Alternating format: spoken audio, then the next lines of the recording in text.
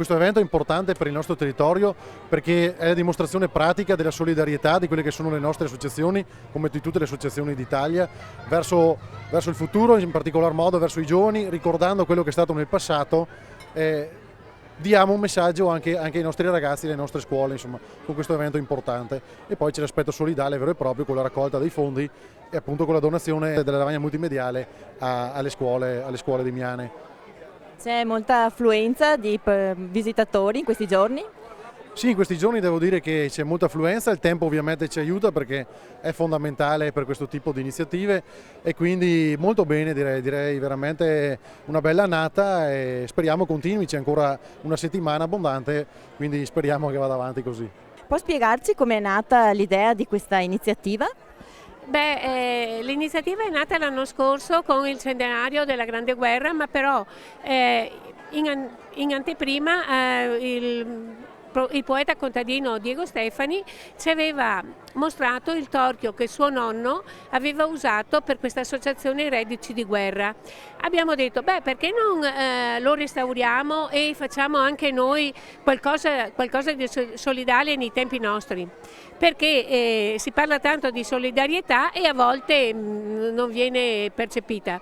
Infatti abbiamo trovato degli artigiani che sono qua anche loro presenti, abbiamo fatto un piccolo gruppetto di persone che ci hanno seguito, loro hanno restaurato il torchio, poi ci siamo riuniti un po' di volte per capire cosa fare e l'anno scorso alla festa dei marroni abbiamo fatto la prima torchiatura. Con la prima torchiatura abbiamo fatto 100 bottiglie e le abbiamo vendute. Questo ricavato lo abbiamo consegnato oggi alle scolaresche. La storia del torchio è una storia che risale al primo dopoguerra, quindi i primi anni del 1920, quando un gruppo di ex combattenti, di reduci della Grande Guerra, decise di fondare qui anche a Combay un gruppo combattenti, si chiamava allora, quello che poi sono confluiti nell'Associazione Nazionale Combattenti e Reduci.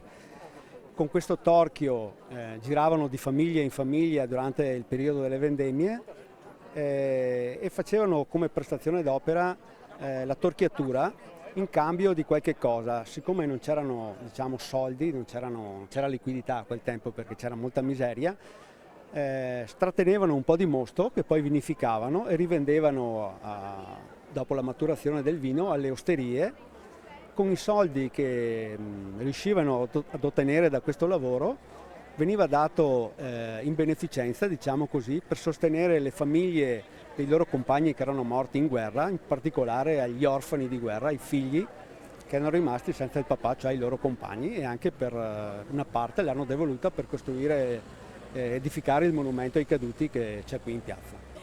Credo che sia una giornata estremamente importante, sia naturalmente per la comunità, ma perché ha ripercorso e riprende in mano una tradizione di solidarietà e socialità nata proprio dal combattentismo italiano, dove nel primo dopoguerra soprattutto, ma anche poi, si sono sempre industriati per cercare di trovare dei fondi per aiutare i combattenti e le loro famiglie, soprattutto anche le famiglie dei caduti.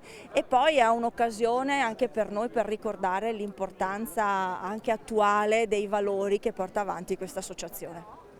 Questa iniziativa vede la collaborazione tra la Proloco di Miane e quella di Combay. Come è nata questa collaborazione? È nata praticamente quasi 2 anni fa, in questa iniziativa innanzitutto di poter fare qualcosa per solidale nell'ambito comunale. È maturata un attimino con questo evento, però nasce un po' prima, quando abbiamo un attimino cominciato un po' a integrare certe attività e certe operazioni che sul territorio possono creare un po' di quello che è un po' l'integrazione delle varie situazioni. Siamo con il presidente dell'UMPLI, Giovanni Follador. Cosa ne pensa di questa iniziativa?